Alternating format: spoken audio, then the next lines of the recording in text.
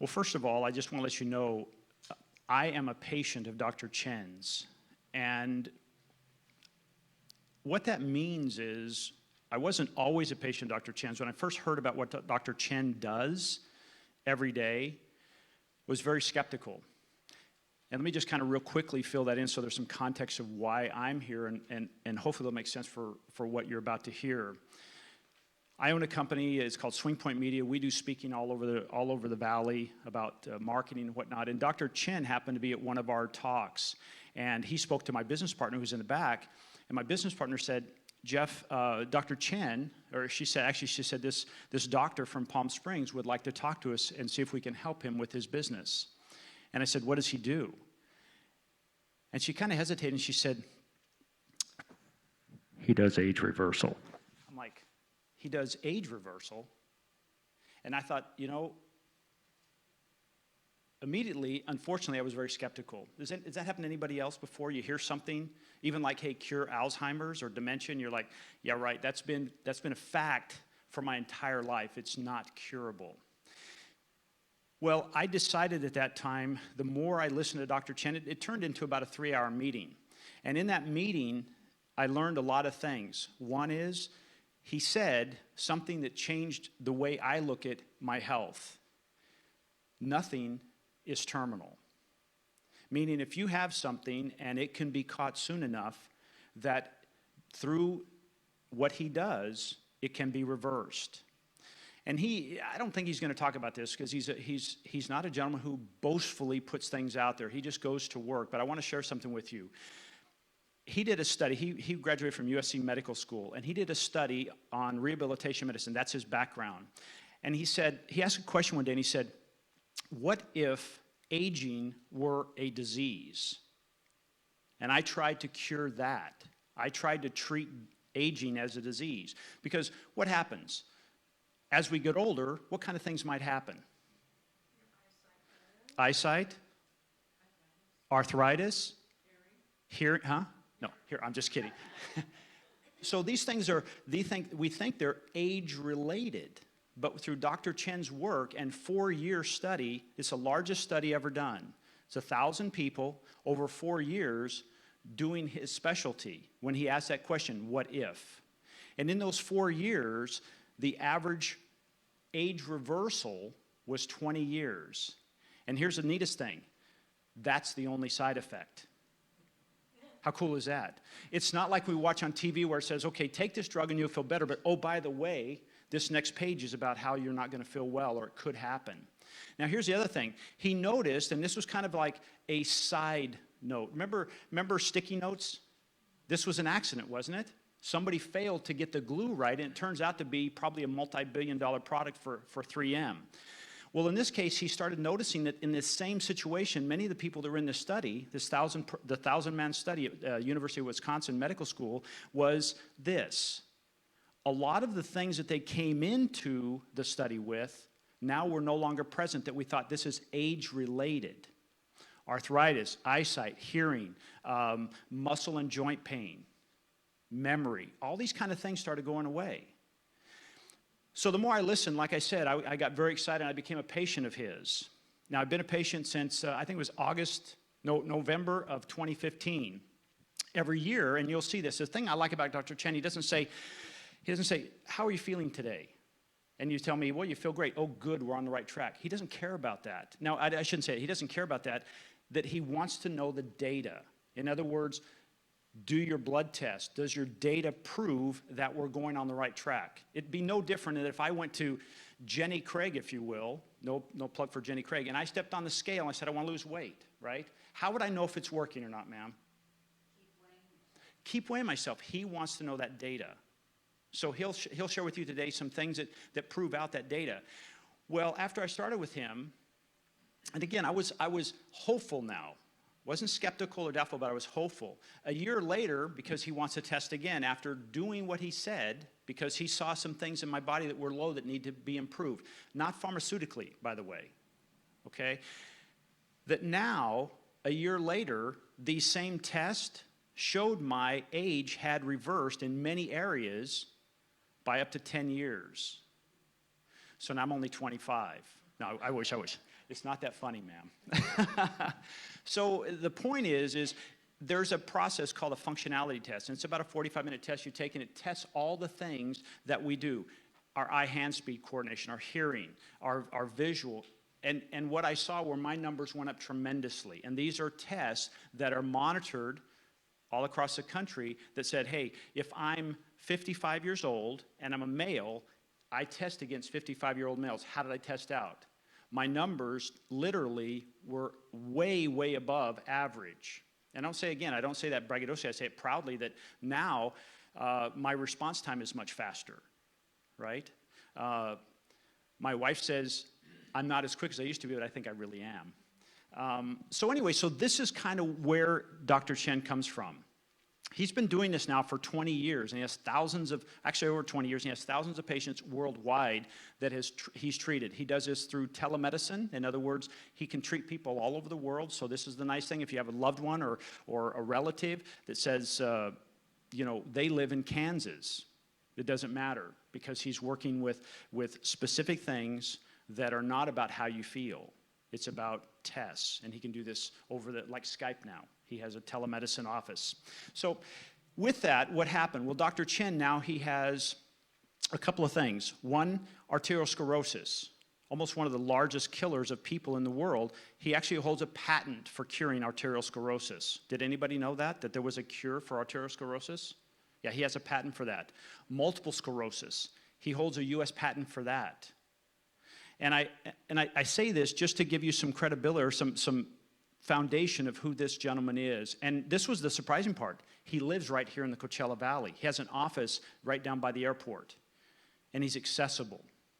So this is what's going to happen. His work was part of, and this is where the putting it in context. Why is he talking about another doctor out of UCLA, the professor of neurology at UCLA? Why is he talking about his work? The reason is because what he did back in the 90s, 1995, Dr. Chen? Yeah, back in 1995, what he did became a very large component of Dr. Bredson's work. And we see it all the time, right? You have an idea, but it's not quite complete, but it was really valuable at the time. Your husband sees it. That is your husband, right? Okay. Your husband sees it a year later, and now he adds to it, and now it's even better. That's the way this medical business is working now, because we're all connected. It's happening very, very quickly. So without further ado, I want to welcome Dr. Chen. Please help me welcome Dr. Chen for this presentation today. That was a great introduction. Make sure you turn it on. Yeah, I think I'm on. Good. You can hear me, right? Yes. Okay. All right. Let me see. The connection. Yeah. The reason I'm the only one in the desert here talking about Dr. Bredson, and I'm proud to be that, is his protocol, you'll see, I'll show you, adopted part of my invention, discovery, okay? Part of my patented discovery, which was before 1990, no doctor in this world now, would check if you are not sick, but they would check anyway.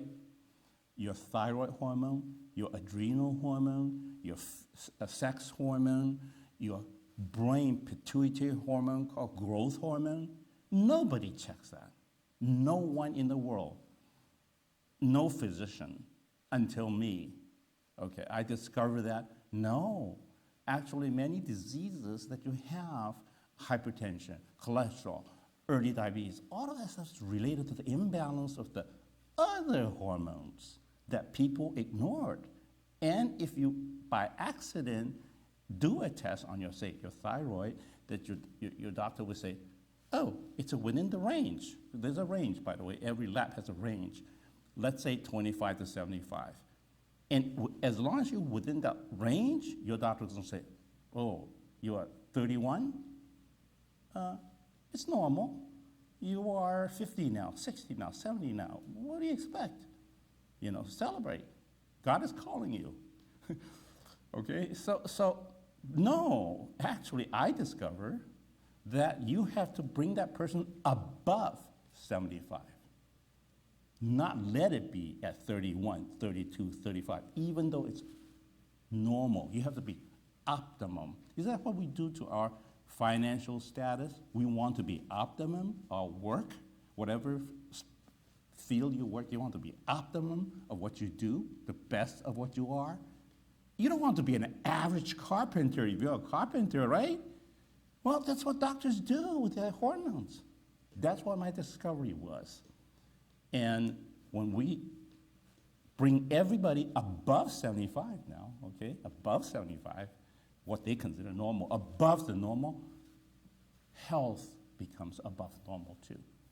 And Dr. Bresson adopted my work, and I'm so proud, of him, that my work, after 20 years now, 20 years, made another new discovery, allowed him to make another new discovery. In fact, one of the hormones called human growth hormone, I was the first one in the US to go to court.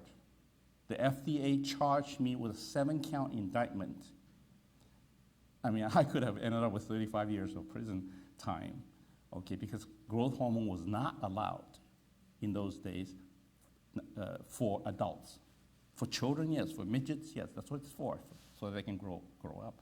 But for adults, felony. And I had to do that, and the FDA charged me. Long story short, I won. I won in Riverside Federal Court. Judge Wilson dismissed the whole case, all 7 counts. And my medical license, of course, was revoked by the medical board for 9 months, and I got it back. A Superior Court judge in California ordered them to give it back to me. So what Dr. Bresson checks, the human growth hormone now, you'll find out, I'll present that to you. When he checks and your human growth hormone is low, in 1990, you can't even replace that. You can't even treat that. It's a felony to treat that. Okay, so when the growth hormone is low in his program, I will show you, he will recommend that you, or he will, or his doctors will, give you growth hormone to bring it up to about 75.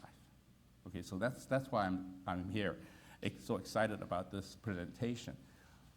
I have several purposes for giving this talk, even if there are only 2 of you sitting here. Because I want each of you to be a messenger to tell yourself or your loved ones who have signs of dementia, memory lapses, to do the tests that I have in your brochure. They are all home tests that you can do at home. And if you fail one, maybe call me free. Just say, hey, I was attending your seminar. Can you, is that okay? 2, you got to check your brain. 3, you definitely have to go to a neurologist. And 4, you have beginning of Alzheimer's. And tell you, if you fail 4 of those, okay, you have Alzheimer's or dementia. So I want you to be a messenger to spread out the news, because still today, right now, thousands of doctors didn't know about this, and certainly a lot of laymen doesn't know that dementia, Alzheimer, is curable. It's sad. That is really, really sad. And the reason it's sad is the end stage. When a person ends up in a nursing home, okay, that is the saddest thing, because they are abused. I usually see, many nursing homes are great, by the way, but some nursing homes, and you read it in the LA Times all the time, get cited, okay, all the time, okay. They take the patient's money and feed them with dog food. I've seen that. I've seen my patient being fed with dog food. And so, rare, but it happened. And that's a terrible thing, to have people manage your finance, because we work for our savings. We work for our assets. At the end, everybody takes it away, because you mentally are not competent. You don't know the balance in your account, and you don't know how to sign your check. Somebody else signs the check of the account that you work for the whole life. And that is the saddest thing. I will die one day, And people say, Dr. Chan, how do you like to die? I like to die like a seagull. Boop. Seagulls don't get old slowly. They don't. The 100-year-old seagull and the 10-year-old seagull are just as fit on the ocean.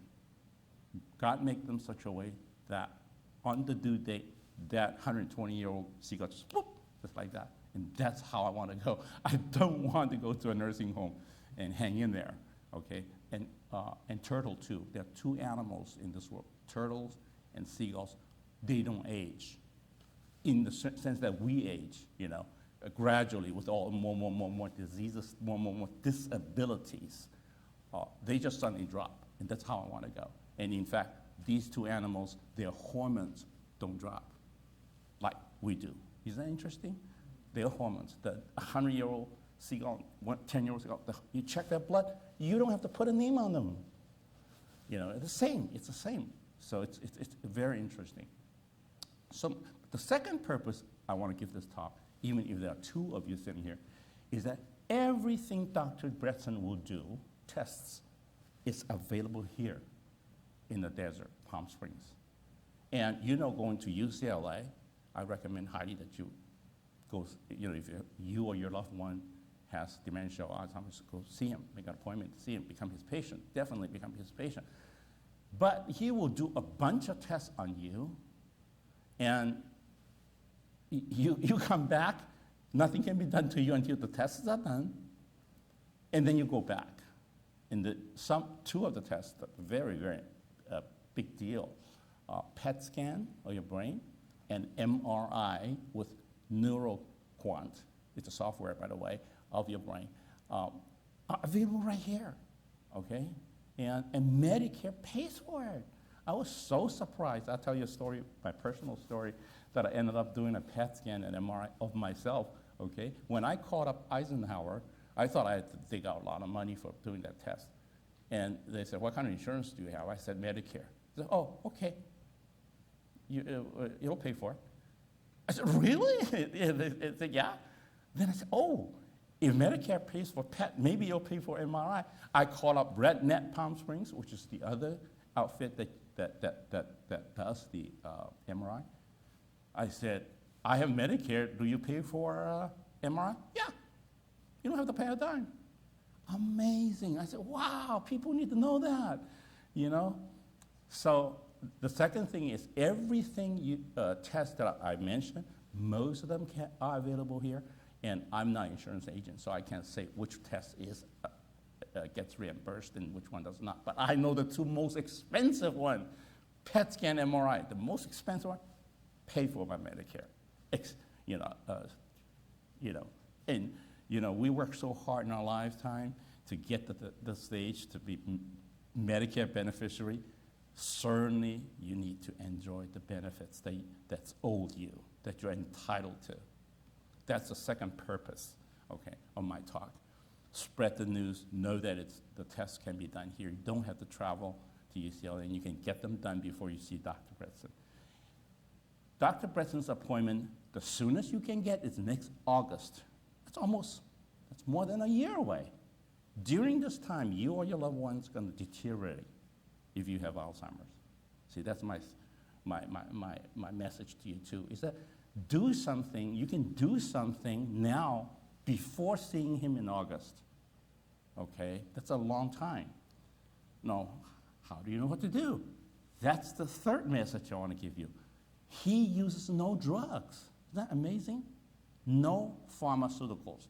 You don't need a doctor's prescription. No prescription whatsoever. He cures Alzheimer's by nutrition and hormones. Okay, so that's why I said, he adopted some of the work that I did. So the nutrition part, you can do that. While you're waiting for the August appointment, August 1st, 2018, you can get on the nutrition that this protocol. I want to let you know what they are. And by the way, if you just leave your name, we'll send the whole slide, this PowerPoint. Don't get nervous if you can't take quick notes. We'll send you the whole PowerPoint to your email, okay? And we'll send you the reference articles anything you want. It's free to you. I'm here to educate you and give you the information that you need to empower you. Okay, that's the purpose. Okay, so that's the purpose of the reason I'm doing this, even if there are two of you. Okay. Now let's proceed. If you look at this is the MRI, by the way, that I talked about, that I had my brain done. You see that it shrinked, like it's the brain tissue on the right is the abnormal one, the left one's the normal one. The brain tissue shrinked, okay, and the cavity where the spinal fluid goes expands. So you got a big hole, and your brain tissue get less and less and less and less, okay. They call it atrophy in medicine, okay. So, and this can be reversed, you know. In case your loved one has Alzheimer and says, well, I already have a diagnosis signed, I have Alzheimer's, so why should I do that? You should do that because when you improve, you see your brain volume coming back. Isn't that amazing that you can grow your brain back? I'll show you the data, by the way, later on, okay? Don't believe me now, I'll show you the scientific data. You can grow back your brain. Don't be discouraged. Today is science, you know?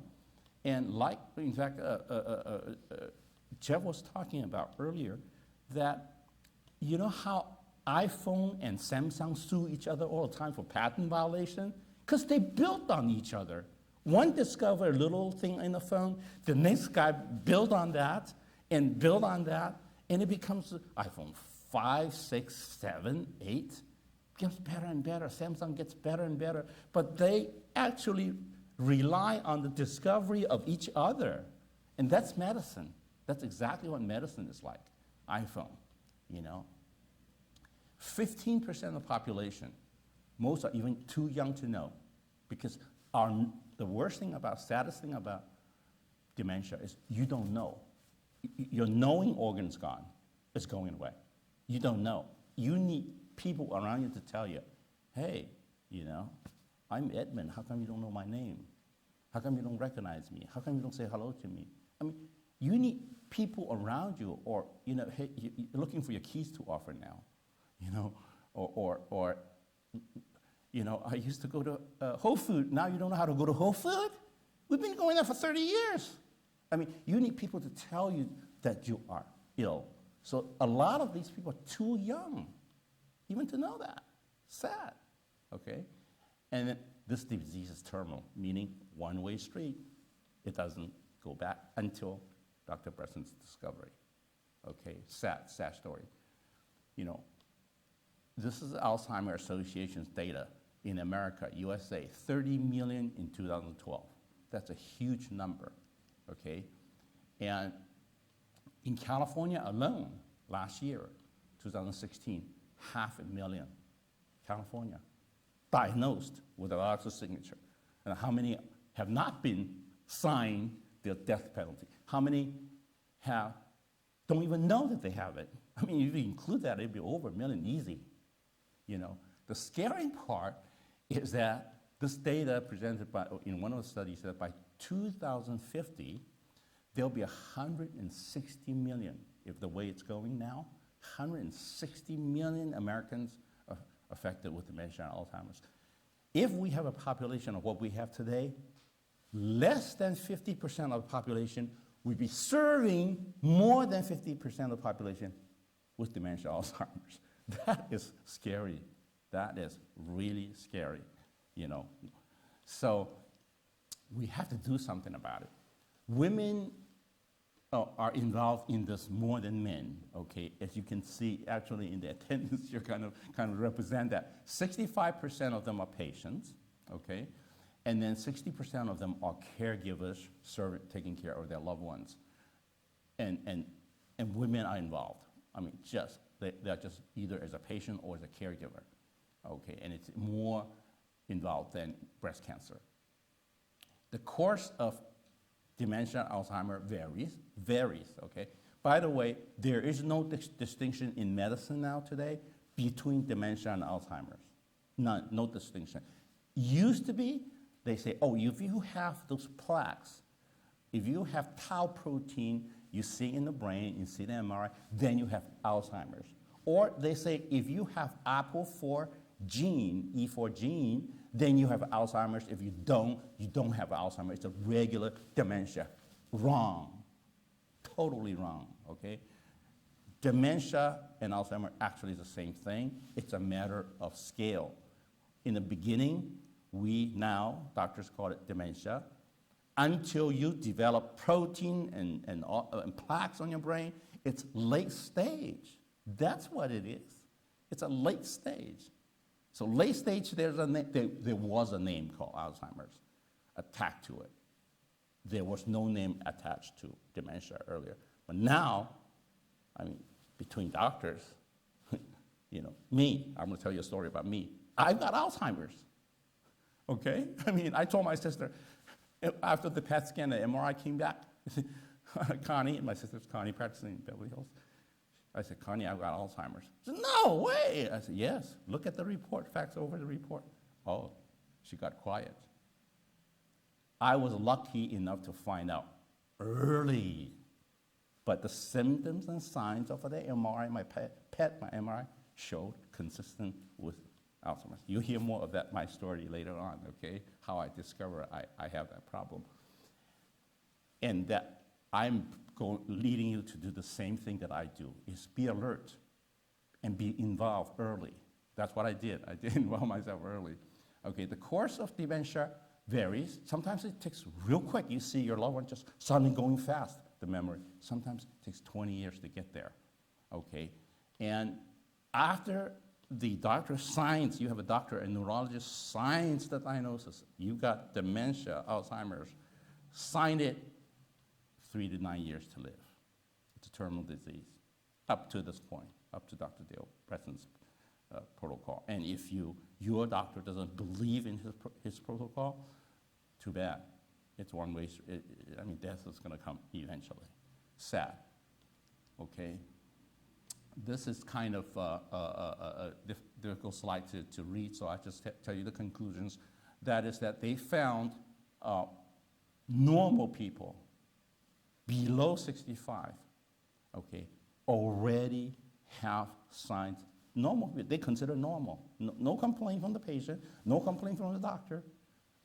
Many already have clinical signs and proofs of Alzheimer's. And you're looking at one of them. Okay, I'm 67, but consider me under 65, okay? Consider me under 65, I'm one of them, meaning I have no signs. Nobody ever told me, nobody told me I'm losing memory. I'm not losing memory. I have good memory. But when I check my brain, I have Alzheimer's. And I belong exactly in that article. Okay, so checking is very important, and the cheapest check is right in your brochure there. 4 of those tests. And if you don't pass one of them, I would check with me, check with me.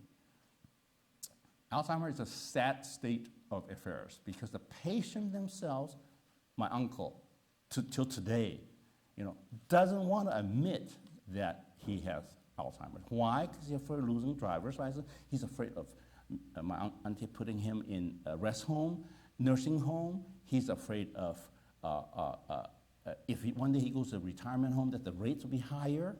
He's afraid of all of that. So he doesn't want to do the test, neither does he want anybody, me included, to tell him that he has a mental problem, a memory problem. Total denial. Sad. That's number 1 sadness. Number 2, primary care, his primary care, typically, okay? My aunt brought him to a doctor. They live in Glendale. Guess what the internists do? And the neurologist together. A pill. Just, okay, this is very sad. Alzheimer's pill, take it. Come back and see you in 6 months. And here is I see my uncle deteriorating. It's just 1 pill. Nothing different. Because in the brain of the doctor, they know it's terminal. There's nothing he can do. Both of them, the internist and the neurologist, they are talking to themselves. There's nothing I can do. So take this pill and bye. Specialists, neurologists, they're just as guilty. After the neurologist gets the referral from the internist, Okay, that's the PET scan. Okay, that's the MRI. So what? So what? Push a pill. There are 5 pills approved by FDA. You'll see that. I present that. None, zero, none cures Alzheimer's. Okay? Here they are, 5 of them, approved, FDA, prescription. You know, you write a prescription, you can get it at a pharmacy. Does anyone even cure? No. What do? Why are they approved by FDA? Because they slow down the progress of disease. Do you want to slow down your way to death? I'm not sure about that. You know, I want to go faster if I know I have a terminal illness. You know, go in a decent way. So no, zero cure until Dr. Bresson comes along. And even then, a lot of doctors are skeptical. As usual, you know, when anesthesia was invented, they took away the license of that was in the 1800s. You know, they thought he was a quack, you know,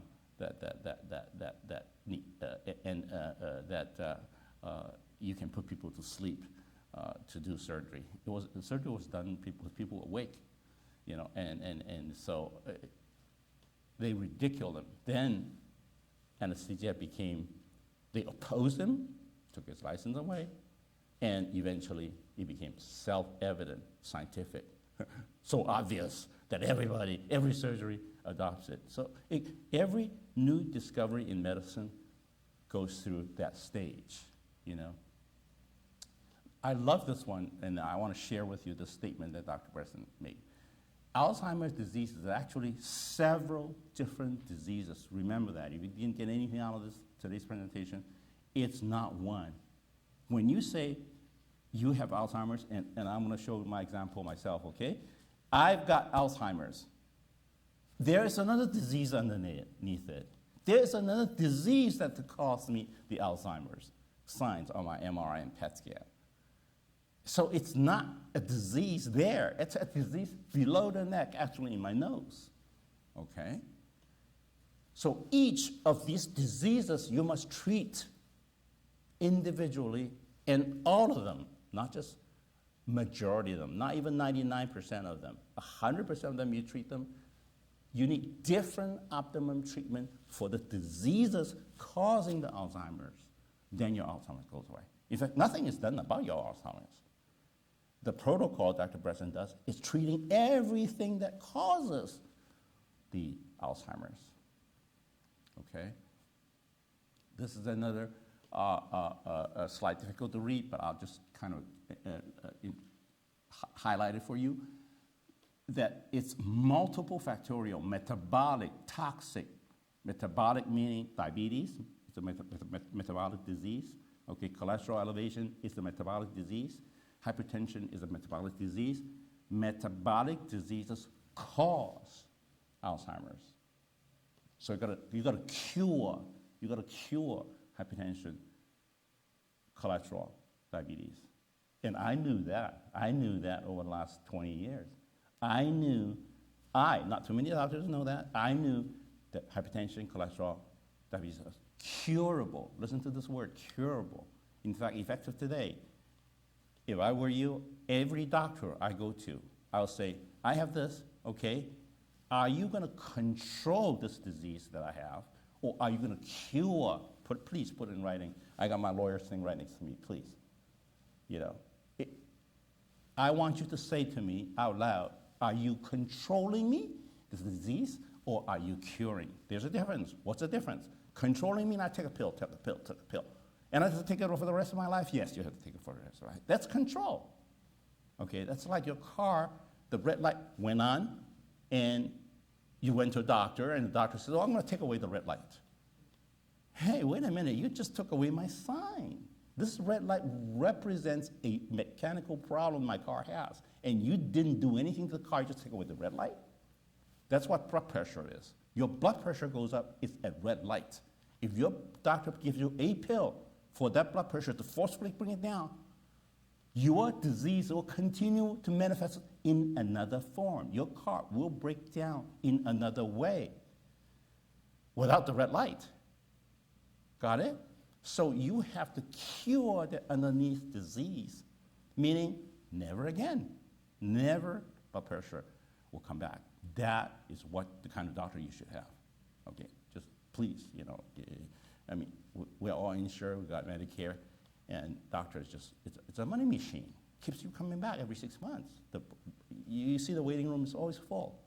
And how much time it gives you? 10 minutes. Why? Because that's how much Medicare pays, $75. So come on, next. It's a money stream, you know, unfortunately. And keeps you on a pill, allows him to make you come back.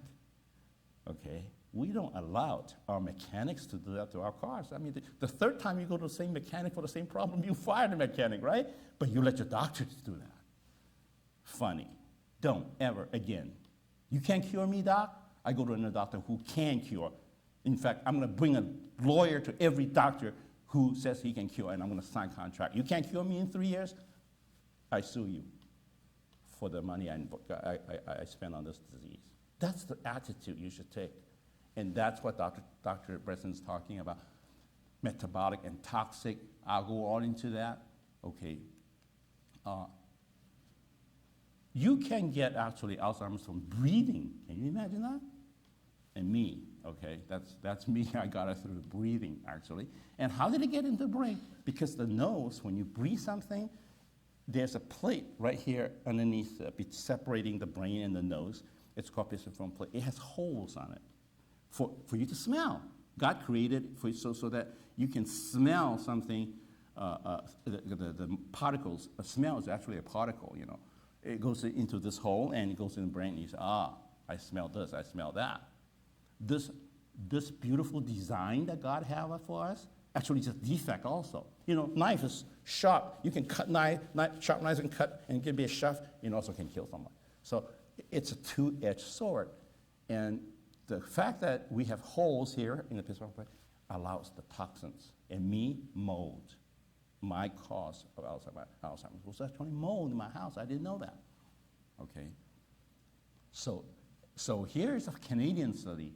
Okay, they did how many million? 6 million. They took 6 million Canadians. Okay, those that live 5 miles, 50 meters. Sorry, 50 meters. Put them in one group near the freeway. Okay, a lot of people live around the freeway. 50 meters, and those who live at least 150 meters away from the freeway. 100 meters only, 50 meters, 150 meters, divided into 2 groups, 6 million people. The incidence of Alzheimer's is higher when you live closer to the freeway. Isn't that something to think about? Don't live near a freeway. At least measure if it's less than 150 meters, move, okay? Because the smog that we think there's nothing, we don't think much about it, goes right here and goes into the brain. And for me, it was the mold. Okay, this is a statement that you should, I took it because it's really, really like a hammer hitting on my head. This is Dr. Califf, FDA commissioner.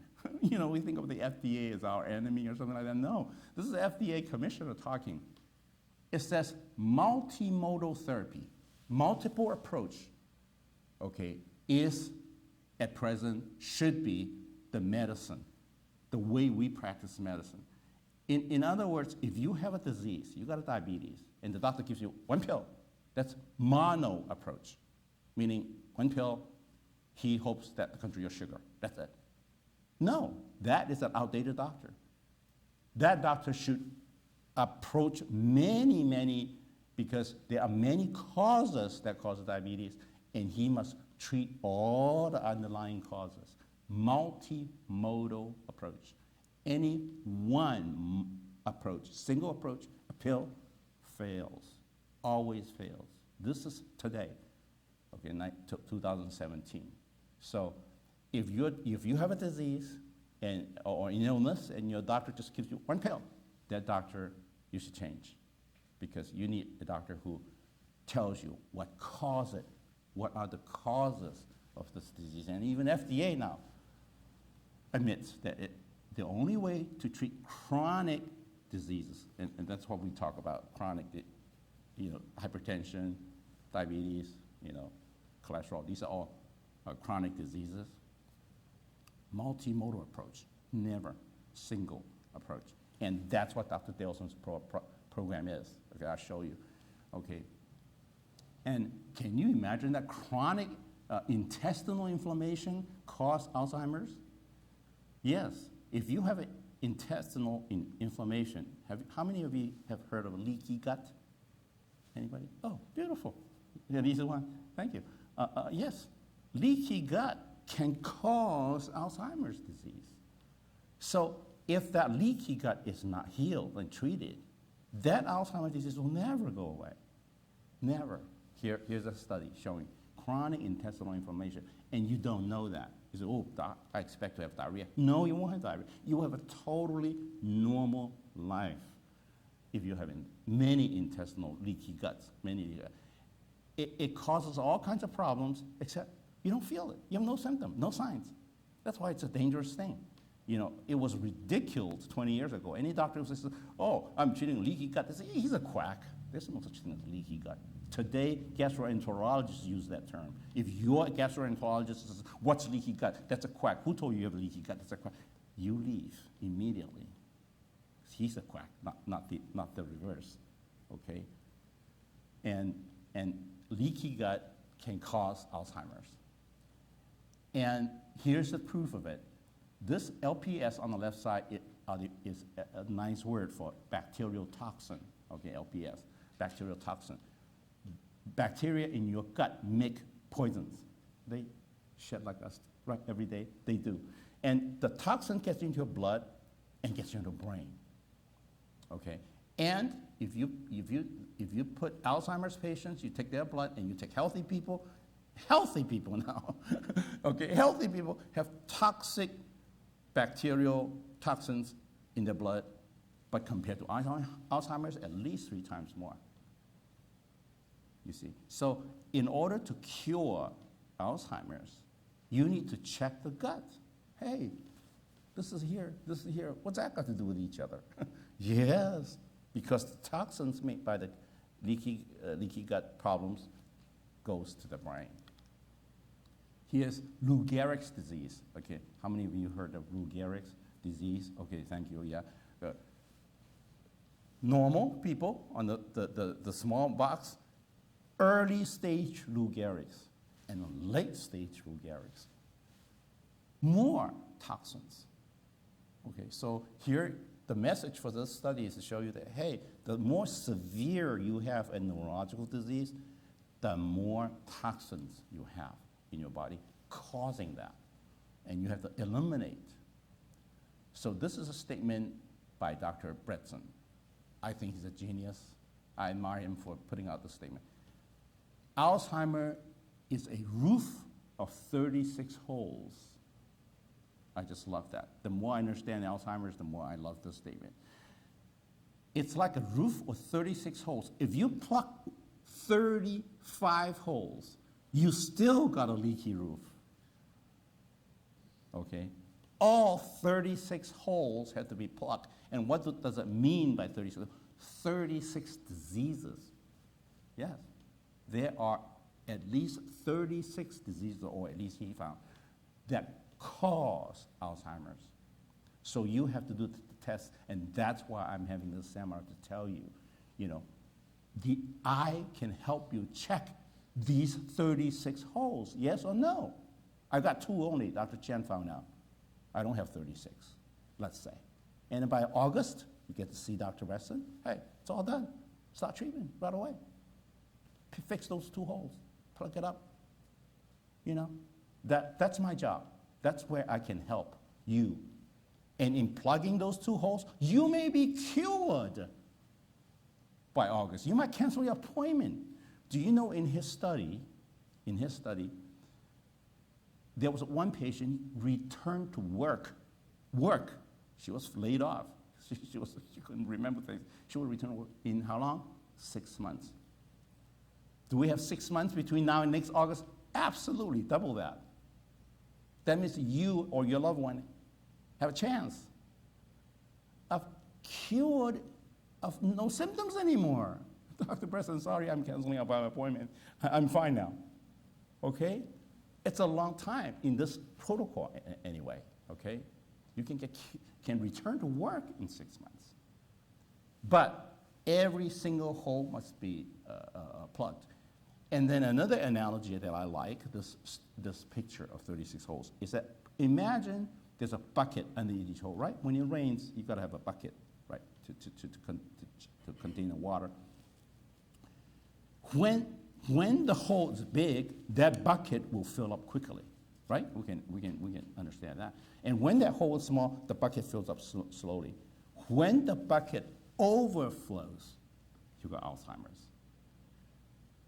So it's not that your brain can't handle toxins. Yeah, you saw a picture earlier, and even normal people have intestinal bacterial toxins. They can handle it because the bucket is still not overflowing. Once the bucket overflows, in any one of these holes, you got Alzheimer's. So the job is to find out, well, how many holes do I have? And then keep taking the water out of the bucket. That's your job between now and August.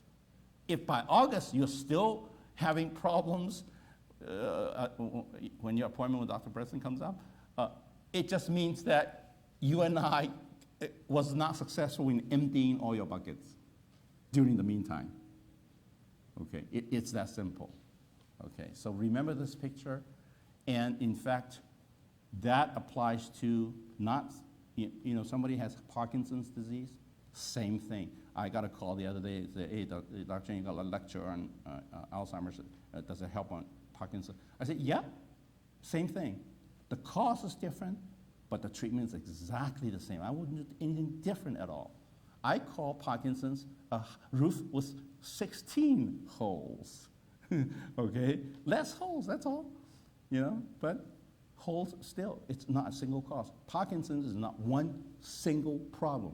Parkinson's is a combination of diseases, same thing. So, and if you have a disease like hypertension, like cholesterol, it's not one hole. No, I guarantee you, it's not one hole, it's many holes. It's curable. Why is it curable? Because if you plug all the holes, your hypertension is cured. You never have to take a pill again. Cholesterol, same thing. You can eat, McDonald's every day if you want to, no problem. Okay. So here are the documented toxic exposures in dementia. These are published articles by scientists showing that they found these Alzheimer's patients having these problems. They're totally before unrelated, thinking, oh, it's genetic. Oh, it's a disease that we can't avoid. No. It's called type 3 diabetes now among doctors. So diabetes causes Alzheimer's, okay? Heavy metals. How many people have heard of heavy metals? Lead, mercury. Yeah, great, okay? So your heavy metals gets accumulated into the brain, they can come out. If they go in the liver, they can come out. Go in the lung, it can come out. Go into the heart, it can come out. Go into the brain, it can come out. Why? Because God was smart enough to build a blood-brain barrier so that if Adam were trying to poison Eve, or Eve were trying to poison Adam, that when they give the other party a poison, that the blood-brain barrier stops it from getting into the brain immediately. So at least we can tell, God says, oh, Eve just put a poison pill in my food and I ate it. At least you have the time to tell God that. So the brain is always the last organ when you're poisoned to go. So you have time to do what? 911. Okay? That's the beautiful design, God's design. Like I said, sword has two edges. Well, that's fine, that's good. Poison doesn't get into the brain when Eve tried to poison me. But when the heavy metal, the poison, does get into your brain, it doesn't come out. Do you see that? It's a problem. What is advantage becomes a problem. Okay? So heavy metals, you must check that. They will check that. Copper, zinc ratio. Zinc and copper are linked. They're like twin sisters. When you have zinc deficiency, who would figure that out?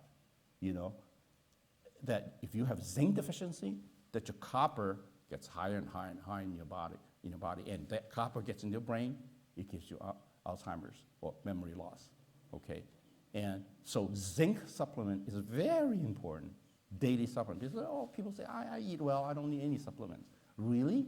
I mean, you're lucky if you have enough zinc, but if you don't, you should check once in your lifetime. Once, you should check a zinc level, once. And then say, oh, my lifestyle gives me enough zinc. I checked it in 1994. And so since I lived the same way since 1994, I don't think I have a zinc deficiency. I didn't have it then. I agree with you 100%. I will agree with you 100%. If you checked it. But if you never check zinc level in your lifetime, and you want to come up and tell me that I don't have a zinc deficiency, I don't believe it. Okay? Or it's dumb to believe that. Okay? Chronic inflammatory response syndrome, mold and Lyme. You're looking at the guy with mold. Okay, I almost come down with Alzheimer's symptom-wise with mold. And Lyme, if you had a Lyme in your life, the Lyme disease, tick bites, dumb tick bite. That tick bite is very difficult to treat. You probably heard about it. Very difficult to treat. Resistant to many antibiotics. When that tick poison or the tick goes into the brain, and they found it in Alzheimer's people's brain, Lyme disease. So if you have Lyme disease, go see someone, prevent it, kill it. Yes, we can kill Lyme. Borrelia is his name, the bacteria, and kill it. We can kill it today and not let that bacteria or the bacterial toxins get into the brain and have Alzheimer's. MARCoNS, multiple antibiotic resistance, coagulase negative staphylococcus, too long. Nobody called us out. Anyway, it's a staph infection that you read about in LA Times or your newspaper. A bunch of children die in the pediatric hospital because of an infection that no antibiotics can cure. A lot of old men die in ICU because of an infection that no antibiotics can kill. That's MARCoN. Okay? We have those bacteria now. And if you have one of those, so therefore stay out of the hospital, at all cost, because that's where you get it. MARCoN is only transmitted in the hospital. Don't ever allow yourself to go to the hospital unless it's absolutely necessary, and then watch what you eat and breathe. Every second, protect yourself, while you are in it, not to catch that MARCoN, okay? Bacterial toxins, I just talked about LPS, from gut, from teeth. Okay, a lot of people say, I got a little abscess or a little gum disease, periodontal disease. It's been going there for 20, 30 years. It's okay, leave it alone. It'll get into your brain. This is very close to the brain. Very easy to get in the brain. And you can get Alzheimer's from that. They've isolated dental bacteria and dental toxins in the Alzheimer brain. Okay? And then pathogens they found out from herpes. Who would imagine herpes? Who would imagine candida? They find candida in Alzheimer's brain. I mean, candida, a lot of people say, I have a little candida infection. Take an antifungal, 2 weeks. Okay, I have no symptoms anymore. Okay, no. Check to see where they all killed. If you still have some, whether it's vaginally, whether it's intestinally, or it's on skin, it can manifest 3 ways, candida: skin, intestinal, or vagina. Check it. Make sure that it's killed. It's none. Gone. Because if some stays behind, it can go to the brain. Okay. It absolutely, we have to stop this disease. I like this slide, David Shank, the author of the book Forgetting. We have to stop it, no choice. Okay, and thank God, thank Dr. Bretson, who made the discovery. We do have a way to stop it now, okay?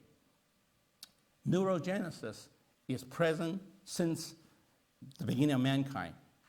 They used to say that brain, it cannot be regenerated if it's dead, if you have a stroke, it never grows, you never recover. Wrong. You can recover from stroke. Any brain damage, any brain cell die, the brain cell can regenerate. This is in science for a long time.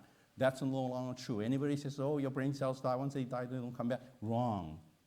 Okay, that was, in fact, I went to med school in 1975, so that was how I was taught. In med school, that brain cells don't regenerate, they just die. No, today, brain cells can come back. Not necessarily mean that they can come back. they actually come back, but they can come back in 2 weeks. You can recover, brain cells can regenerate in 2 weeks. So the cure, according to science, to Alzheimer's is right there. Basic science told us that any brain disease can be cured, except why wasn't there a cure? Because nobody was as smart as Dr. Dale Bresson, okay? So that's why, okay? Identify and treat the cause, not just the effect. Alzheimer's is an effect. Alzheimer's is not a cause, okay? All truth passes through 3 stages. First is ridiculed.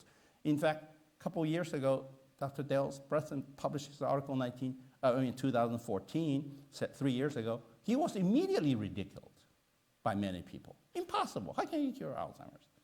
Yes. Then a science usually violently opposed.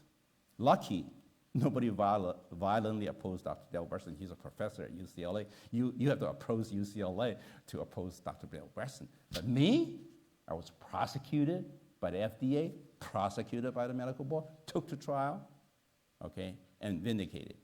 That is violently opposed. You can't be more violently opposed than that. And my license taken away, you know, that's a lot of opposition, you know. But judge orders it back, because today, every physician in California can give growth hormone, and Dr. Bresson can give growth hormone to their patients, because a judge in California ruled that the use of human growth hormone in adults is scientific, in print, in his judgment. So the medical board is forbidden forever to bother any doctor using growth hormone. And here's Dr. Bresson using growth hormone, if you're deficient, okay? So lastly, a discovery becomes self-evident. Here it is. A doctor who discovered growth hormone should be given to adult was almost put in prison. Now it's self-evident in Dr. Bresson's protocol. In his protocol, he just check your growth hormone. If it's deficient, replace it. It's so, to him, it was so self-evident to him. Oh, so obvious. Of course, low growth hormone should be replaced and treated. But the guy who started it, you know, almost went to prison. Actually, I was locked up 3 days when the FDA came. Just put handcuffs on me and said, there you go. It was on a Friday. I couldn't see a federal judge till Monday. So that's they purposely did that. I was in jail 3 days, sitting with those drug dealers. And, you know, yeah, and you know, looking at it. But now, oh, it's so obvious. You know, that's why I'm talking here, and nobody else is in the Valley, okay? Because I'm so excited about it.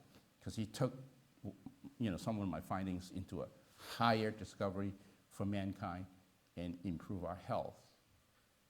The good physician treats the disease. That's your doctor, okay, who's treating the Alzheimer. But the great physician treats the patient. The patient has many, many problems, okay? Only the great physician treats all the problems that cause the disease. So the doctor who just treats you the disease, be it hypertension, cholesterol, whatever it is, diabetes, if he just treats that as a disease, he's not gonna be able to cure it, and it's a bad doctor. Change, you know. Here's my statement, Edmund Chen.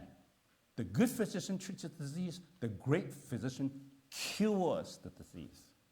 There is a big difference, okay? You must demand cure.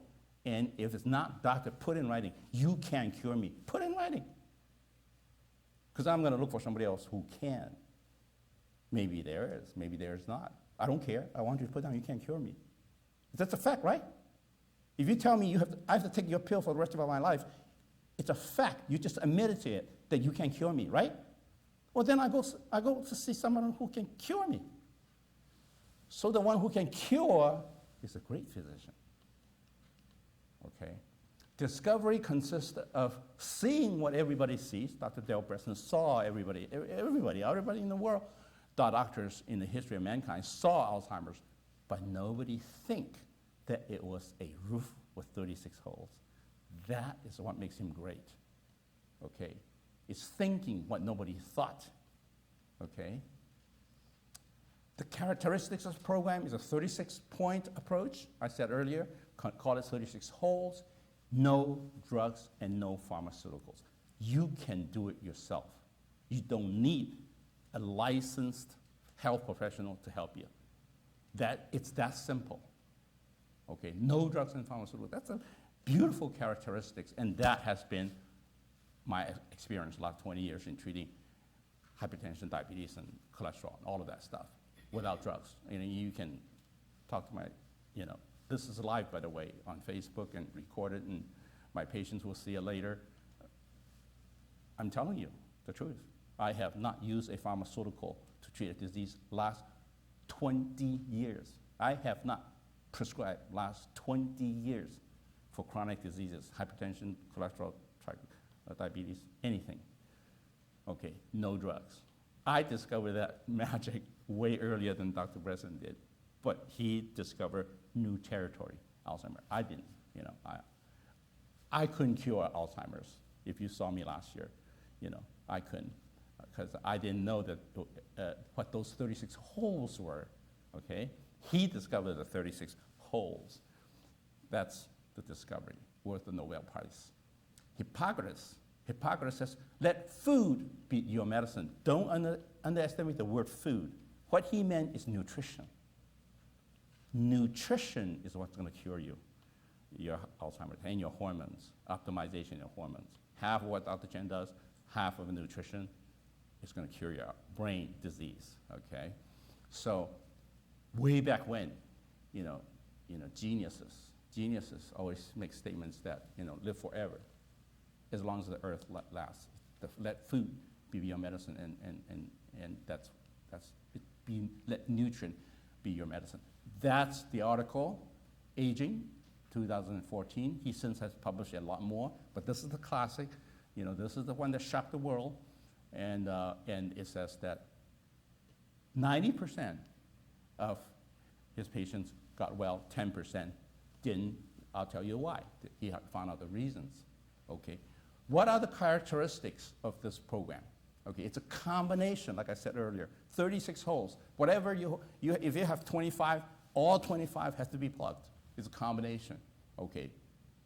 Eliminate contributing factors such as leaky gut, I talked about earlier, your intestine. You think it's nothing to do with Alzheimer's? Wrong. Gut had to do. Toxic exposure, heavy metals, inflammation, infection. Address as many abnormalities as possible. Hormone optimization that was ignored prior to 1990. Nobody checked your hormones, and if it's within the reference range, go home. You're fine. You're normal. Nobody optimized hormones. Nobody does. Okay, now they say self-evident. Okay, now it's, oh, sure, you should do that. Correct nutritional deficiencies, give antioxidant, give nutrients that the brain needs, physical exercise. Why physical exercise? I hate exercise. Because every time you tell your arm to move, your brain has to fire an electrical impulse, right? It's the electrical impulse that make you move, right? So that firing, that force your brain to fire, regenerates more cells. So the more you exercise, if you have a brain injury and Alzheimer's, even though you hate it, it helps the brain to speed up the regeneration because it has to fire. Every time you move, it has to fire electrical impulse. And you forcing it to fire speeds up the regeneration. Brain exercises, free. Brain HQ, free on your iPhone. Luminosity, free on your iPhone. I have all those on my iPhone, and when I'm at the airport waiting for a plane, I play with that. Play with my brain, exercise my brain. If you have Alzheimer's, or your loved one has Alzheimer's, that will be part of the treatment. Okay, playing with those games, fun to play. Okay, not one single intervention closes all 36 holes. Impossible. There's nothing that can close 36 holes altogether. Beautifully, no drugs are involved. The approach is pull all the stops. What it means here is all 36 holes have to be dealt with. Cancer out, let me treat with this. I got leaky gut, this is one hole. Let me take care of this hole, and next year I'll take care of the second hole. No, because your Alzheimer continues.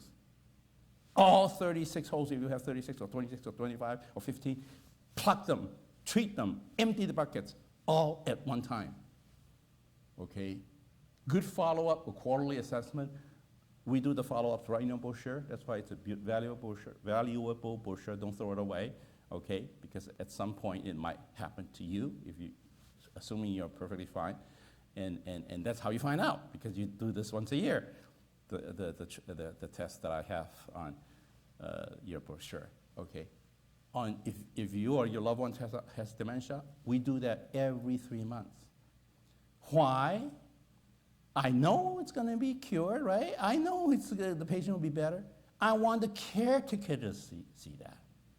The caretaker puts in more energy than the patient, actually. It's more burdensome on the caretaker. I want the caretaker to see the improvement, you know, and like number recall. Classical. Minimum, we can recall 7 numbers backwards. Okay, and usually they can. Anybody with Alzheimer's cannot, or dementia cannot. 5, 4, 3, some with 2, okay. Mostly 3, the stage I see them. For the caretaker to suddenly see that the person he or she is helping, last year 3 numbers, now 4 numbers, wow. That is gives them such a confidence to continue to encourage the patient to be compliant. Please take this. Yeah, you got 20 capsules coming to you every day, not pharmaceuticals, nutrients. 20 capsules. Yeah, take it. You got to take it. I hate it, but you got to take it. Remember, you're able to reverse 1 more number. See, the caretaker is important, and we have to show to the caretaker that the patient is improving. So you must have a good follow-up with this disease, okay? Supportive spouse or significant other, very important. Let me tell you this, any Alzheimer's disease and dementia patient who doesn't have a love, supportive spouse or significant other, hopeless, because they themselves cannot comply. They cannot possibly go to the cabinet and take out 12 or 20 capsules. They won't remember that, and they won't count it right. You know, they'll maybe take 5 instead of 20. So the compliance is the caretaker. The caretaker must be educated. I always want to bring the caretaker in, treat that as part of the disease. You know, they sit through everything the patient goes through. Okay. And if you're just a little bit, like me, I have a little bit of Alzheimer's, okay, I am very compliant on my supplements that I'm taking now. Okay, I'll tell you the story later on, what I'm doing. Okay, helpful physician, very important. You cannot go to a neurologist or an internist who doesn't understand this protocol and just, oh, okay, you know, move on. It won't work. 90% cure rate, the earlier you treat, the better it is, and that's why I'm here, okay? Yes, everybody can make an appointment today and see Dr. Preston, August 2018. Tell you that. Make a phone call Monday. The appointment will be August 2018, next year. More than a year away, okay? But during this year, you or your loved ones deteriorate further, you know? And you can stop that if you start early. The nutrients, it's just nutrients. You don't need a licensed physician to help you. Okay, why is there a 10% failure? Dr. Bresson found out, okay, and through physicians, other physicians collaborating, finding out when a disease is too advanced, okay, when a patient is near death in a nursing home, doesn't even recognize the face of his wife or husband, too far gone, okay, on multiple medications. Okay, when a patient comes in and say, how many pills are you on medication? 12, doc. Bad news. He's going to take longer and slower. Remember earlier I said, don't take any pills? You know, the more pills you take, the slower it is to recover from Alzheimer's, and the later you recover from Alzheimer's. So you go identical twin, identical DNA the same, age the same, everything the same. Twin A says, doc, I only take 1 pill a day. Twin B, says, doc, I take 12 pills. Doctor, give me 12 pills.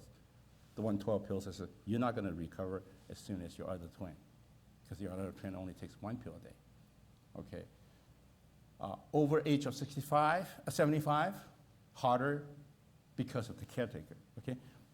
You know, it's harder to find a good caretaker or a spouse or a loved one that's still around them, you know, who loves 75 or older people, you know?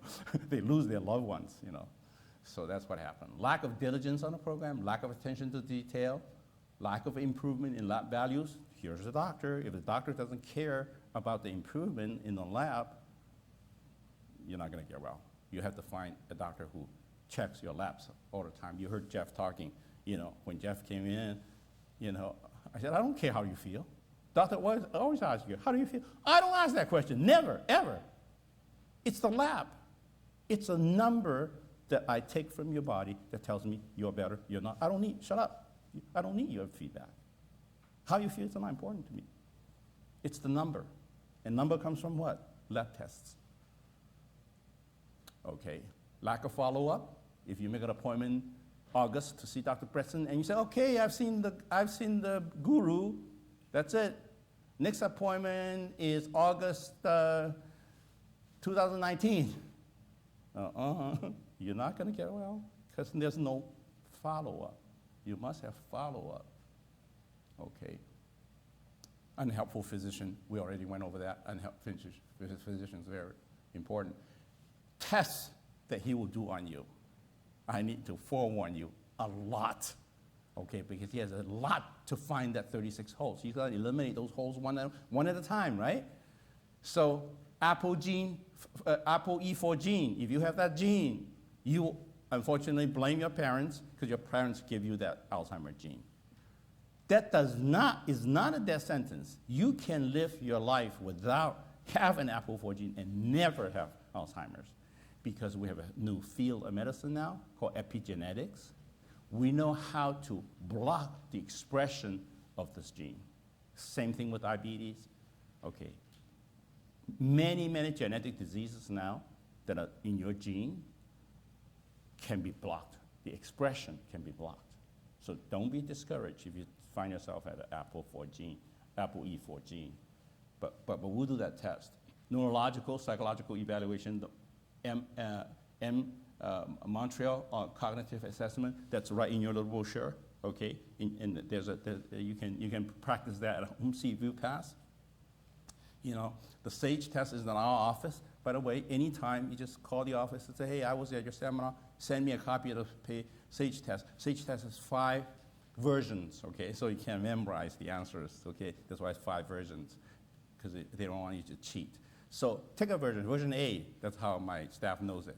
Send me a version A test, okay, SAGE test. And it's a fun test, it is, I guarantee you, you won't be bored. And you do that test and see if what's your score, okay? It's fun. I think it's fun. Montreal University of Montreal developed that test. That's why it's got its name, but I thought it was a genius to develop that test. It's fun. This is the easiest one. How many digits can you reverse? You can't do it yourself, but just have a loved one or some neighbor or some friends give you random between 1 and 10 numbers, and you have to go backwards. Normal people, 7. If you cannot reverse more than 6, you got a problem. Okay, see someone.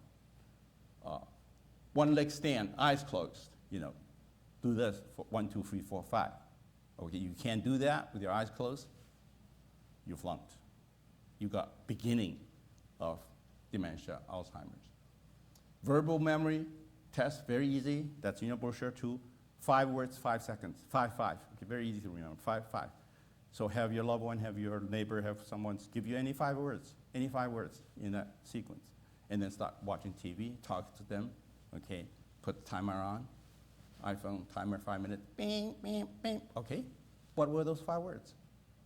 It's important to remember those 5, and it's even better, the order that it was asked. Okay, that's asking too much, but the real, your college kids can do that. Okay, try that with your college kids, grandchildren or children. Okay, they can do that. They will be correct in the words, and they'll be correct in the order they were given to you. But I consider if you can remember 5 words, you'll pass.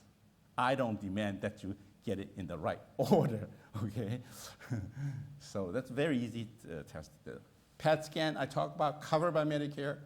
You know, here in the desert, right here, Eisenhower, very simple test to like sleep, you know. I went into that tube and I actually almost fell asleep, you know, and they had to wake me up. It was just too quiet, you know, the PET scan. And the volumetric MRI to see how much your brain shrunk, like the picture I show you. The more they shrink, the more serious is the disease. And my brain shrank a little because of the mold infection. And I did that too, okay, RetNet in Palm Springs. I went through that test. That test is a little more noisy, and claustrophobic. I mean, you have to close your eyes. If you're claustrophobic, you know, you have to tell them. But all you have to do is close your eyes. You go into that tube, okay, and you go dang, dang, dang, dang, dang, dang, like that, you know, and you have to suffer that. It's not fun, not as fun as the PET scan, okay? But it tells you very precisely, yes, you got Alzheimer's or atrophy of the hippocampus area, which is a part of the brain, and parietal lobe area of the brain, temporal area of the brain. It shows up in pictures. Your disease shows up in pictures, okay? And so these are all beautiful tests to follow up. More tests, SPECT scan, we don't have that in the desert here. You gotta go to USC. Not every medical center has it. So forget that test, okay? But it's also a beautiful test that they do. If you live around LA, okay, they will order that. Heavy metal tests by hair, urine, or blood, okay? I talked about earlier, they'll check that. Environmental chemical poisons, they'll check that. That's one of the holds. What's environmental chemical poisons? Your pesticide. That's why buy organic, okay? Buy organic. You know, if you haven't been buying organic food, buy organic food, okay? They check pesticides. They check if you're drinking and eating off plastic bottles and plastic containers. The plastics, the phthalates, the BPA can cause Alzheimer's. They found that in the brain of these Alzheimer's patients. Okay, so there'll be a test. In our office, we'll do that routinely, environmental chemical poison test, you know. So right here, simple test you collect from 10 o'clock to 8 o'clock in the morning, send it out with a little strip, like a pregnancy test. You ladies know that. Put it in the urine for 1 minute and send it out. It's that simple, okay? RBC zinc copper ratio, I talked about earlier. Okay, that's a test they'll do to see if you have enough zinc. And if the copper is too high, what's the treatment? Not to take copper out of you, just give you zinc. Because when your zinc goes up, it pushes the copper down. It's that simple. That simple a problem, and yet causes Alzheimer's. Blood tests to include pituitary hormones, yay! Who's the doctor who made it legal in California to give pituitary hormones, growth hormone? Edmund Chen, okay? But went through hell to get that. So check your growth hormone, check your thyroid hormone. We're not talking about hypothyroidism. We're not talking about hyperthyroidism. We are talking about if 25 is the low end of reference range and you're 31, no good. We're talking about optimizing at least 75 or above 75 in the reference range that LabCorp gives you. Your lab will give you that reference range. You have to optimize your bank account, not normal. The normal bank account of a normal American is very low, okay? So you don't want to have a normal bank account balance. You want to be optimum bank account balance. What other hormones? Pregnenolone hormone, sex hormone, adrenal hormone. Do you know that before 1990, before my time, no one in the world, no doctor in the world checked pregnenolone. Nobody. I was the first physician to supplement pregnenolone when I find that they are low. I say, you got to take this. Why, doc? Because if you don't, your brain memory is going to go. In those days, that's what I tell them. This is your brain hormone. Your brain lives on that, pregnenolone hormone. Now, self-evident. Of course you check that. Now it's of course. You know, in those days, put him in jail. He's a quack. You know, we don't do that. We don't check pregnenolone hormone. Fasting insulin, CRP shows your inflammation, your infection. Homocysteine, many of you already, your doctor is probably doing homocysteine on you every day. Hemoglobin A1C to see if your sugar control is good. AM cortisol, that's the hormone that's every morning we have high cortisol and then it goes lower and lower and lower. And that's how this is the most important test that I do to find out they have sleep apnea. Okay, many of you who have sleep apnea don't know. There's no way you can know you have sleep apnea because you're asleep. So how can you know? Okay, only your loved ones, you have to sleep with a loved one and the loved one says, hey dear, you know, I see you every night, you stop breathing. And then you go, and you start breathing after a few minutes, you know, and then you stop again. And you go, again. That is sleep apnea. And every time your loved one or you stop breathing, your brain is deprived of oxygen so bad until a few thousand brain cells had died, and the CO2 goes up, and it kicks your carotid into say, hey, breathe, hey, down there, breathe. That's why you have that, okay? And Justice Scalia, who suddenly died from when he flew to Washington, D.C. to Texas, have a fun weekend. You know, those of you who read, just died suddenly overnight in his friend's house. My guess, sleep apnea. That's it. He missed that, you know, die in a peaceful sleep. Because when one of these days, when you're too tired, when you flew from Washington to Texas, your carotid sinus cannot kick you to wake up to breathe, you die. Yeah, you die. So those people who die during sleep, autopsy, heart attack. Wrong. Of course every one of them have heart attack because the heart eventually stops. That's why they find it as a cause of a heart attack. Can a pathologist, coroner say the patient died of sleep apnea? No. Sleep apnea is an episode to be observed. When a person died, the only thing you can observe is an ischemic heart, because if the heart was deprived of oxygen, that's why they put it on heart attack during sleep. No such a thing. If it was heart attack, he would have had it while he was walking, while he was flying, not while he's resting. Okay, so sleep apnea is a serious thing. There you go, sleep apnea. Sleep study if sleep apnea is present. Okay, I find out sleep apnea from AM cortisol because it's abnormally high, because they're stressed out all night long. They're fighting for breath all night long. That's why the cortisol is high. That's always a tip-off for me. But then you can have sleep apnea and have normal cortisol too. So it's here's the loved one comes in. Okay, dear, you know, you slept with him, you slept with her. Have you ever seen him or her stop breathing? Yeah, yeah.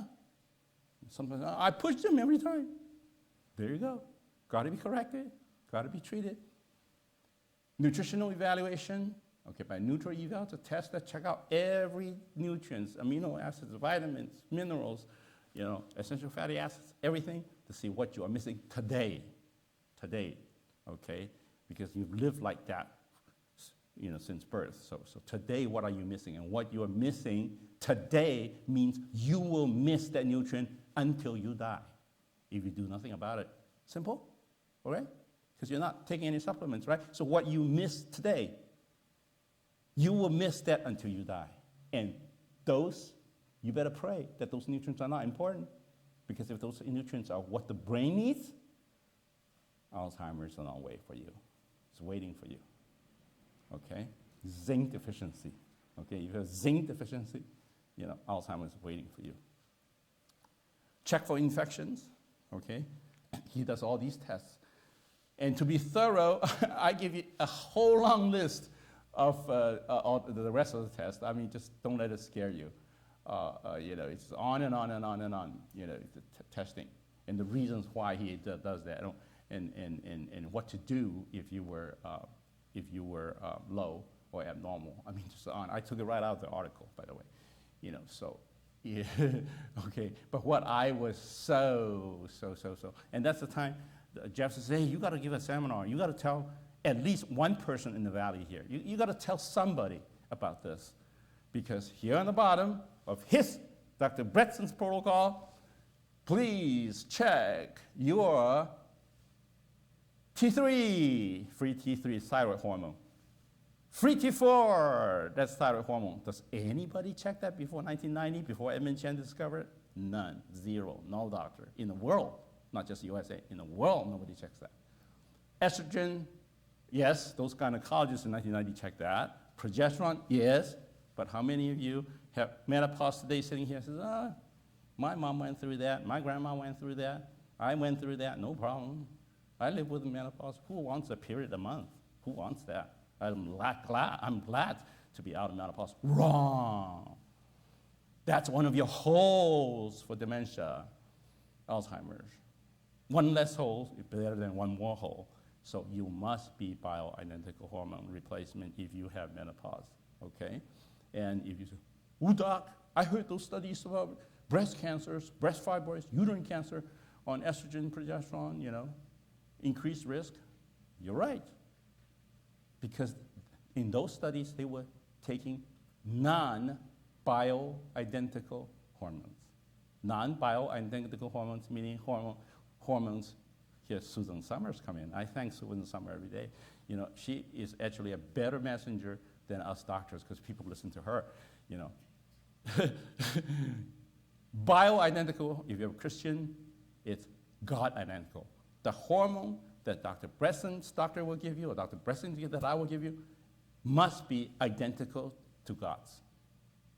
Structure, okay, physical, chemical property, identical to God. Any deviation, such as Premarin comes from horses. You think horses' estrogen is good for you? Absolutely not. God doesn't like that. So you will, if you take Premarin, I don't know how many of you ladies remember Premarin. You remember? Yeah. Premarin caused them to have breast fibroids and uterine fibroids. You didn't take it. Good for you. Thank God. God was with you all the time. It caused fibroids. So all you have to do is take Premarin. If today a doctor prescribed Premarin for you, you take to a pharmacist. You say, pharmacist, is this bioidentical? Pharmacist tell you, no, it's not. Throw it away. Okay, must be identical. Okay. Testosterone, men here must check your testosterone level. Bring that up, because that is one of the holes. Why do I have to bring it up? I'm happy. I don't like sex anymore, but my wife and I get along. We just sleep together, that's all. I don't go for any women anyway. I'm not interested in them anyway. I don't need to do anything. I feel fine. No, because if your testosterone is low, it's one of the holes for Alzheimer's. You will get Alzheimer's. Your chance of getting Alzheimer's is much higher. B12, how many people check that? Folate acid, folate, how many people check that? On and on, nutrients. These are all nutrients that you can buy from the health food store. You don't need a doctor for that. So I'm just happy. I just put this slide up because I'm so happy that what I fought for eventually was adopted. Do they have complaints on Dr. Dale Bretson's program? Yeah, here, I make this slide for you actually. Be prepared for the complaints from going on the program. Okay, so your loved one, you will have the complaint. But if I tell you the complaint ahead of time, you will bear with me a lot better, okay? What are the complaints? The program is not easy to follow, okay? None of the patients follow the entire protocol. Nobody ever does. So surprise, huh? 36-hole program. The significant, what do they complain about? The diet and lifestyle changes. The exercise you gotta do every day. Some people hate it, okay? Diet change, some people love McDonald's,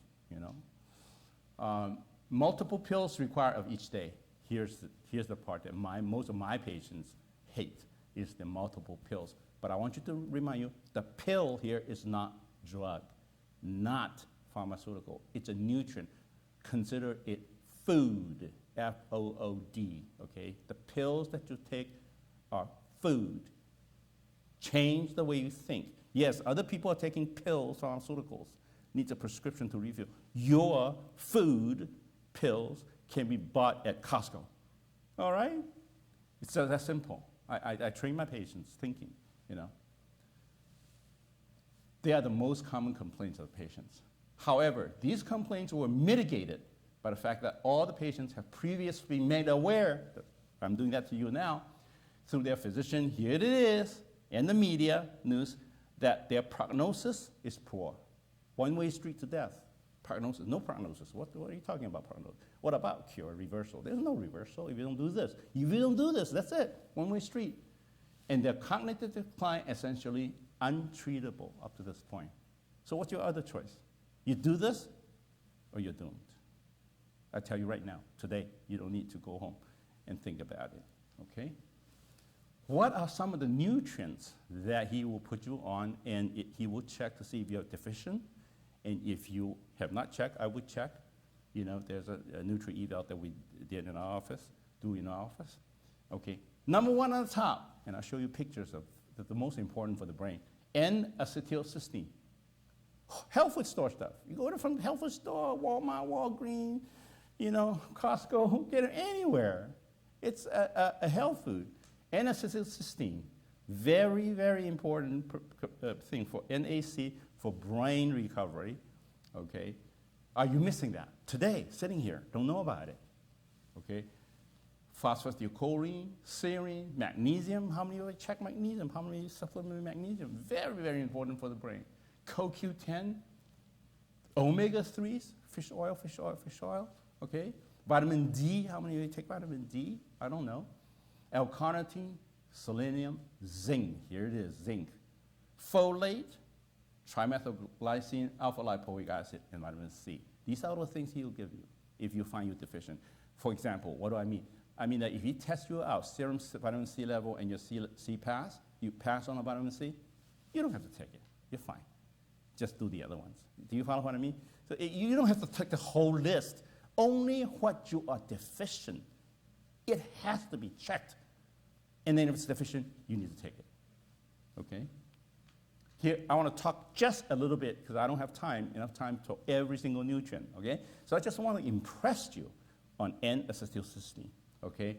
N-acetylcysteine in the study, they did a good study with it, does all of these things. It protects the mitochondria. By the way, mitochondria is the battery, okay, of each cell. Each cell has a battery in them, and the battery is called mitochondria, for your understanding. It protects the battery, okay? It does all glutathione, it increases glutathione.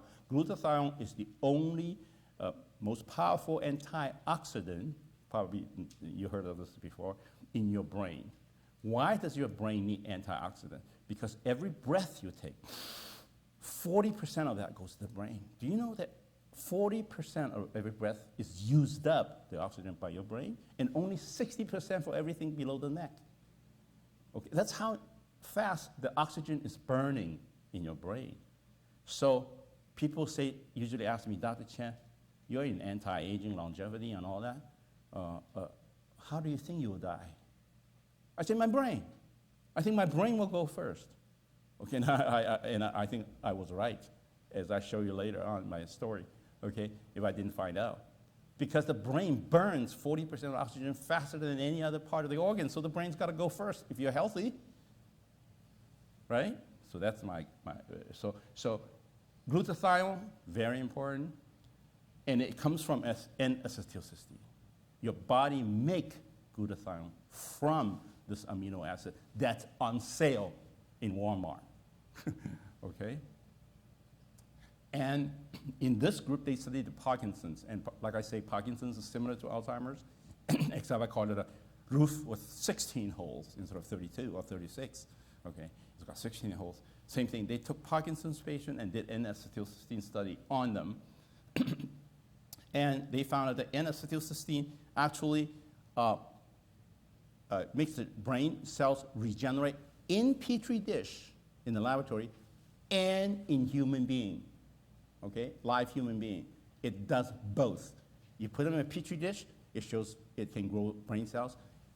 In live being, alive, it grows brain cells.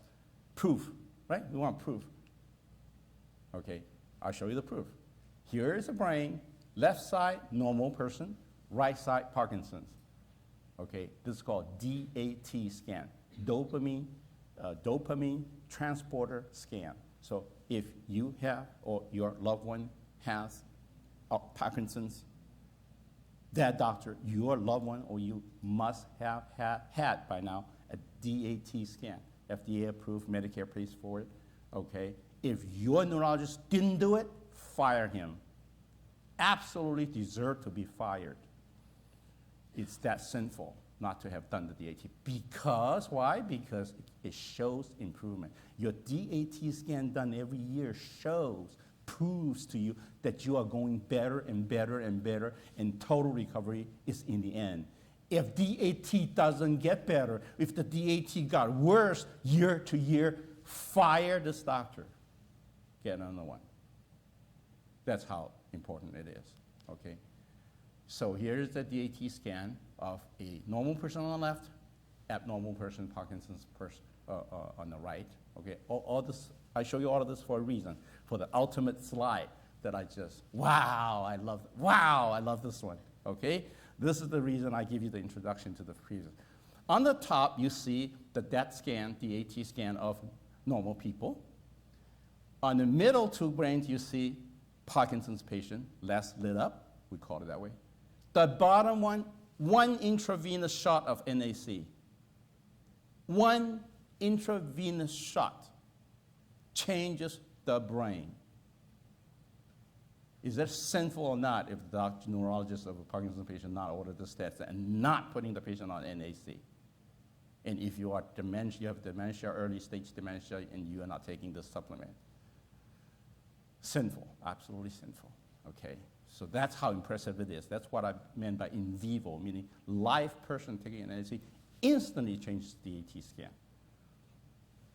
Isn't that impressive? One shot? I mean, yeah, it's just a beautiful picture that just pictures are better than words. I don't have to say anything. I show you the picture, I mean, you'll be impressed.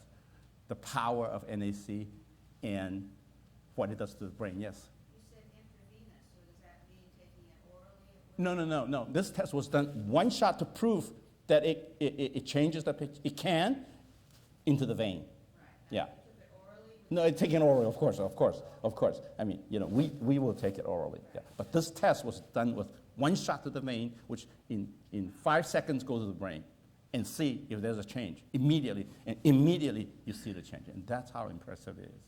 You know, because it's not done orally because it takes time. It takes 3-4 hours to get there. Quite, sorry. Yes. Sorry. So you take NAC tablets? Yes. They're capsules. Capsules. The bottle says, or? Yeah, one a day. Yeah, I take one a day. Yeah, one a day. That's all you need. Look at you. Yeah, yeah, exactly, okay. Yeah, exactly. I take it prophylactically. Well, no. Until I tell you the story, actually. Now I have a need. I was taking NAC prophylactically, just make sure that my brain needs it and has it.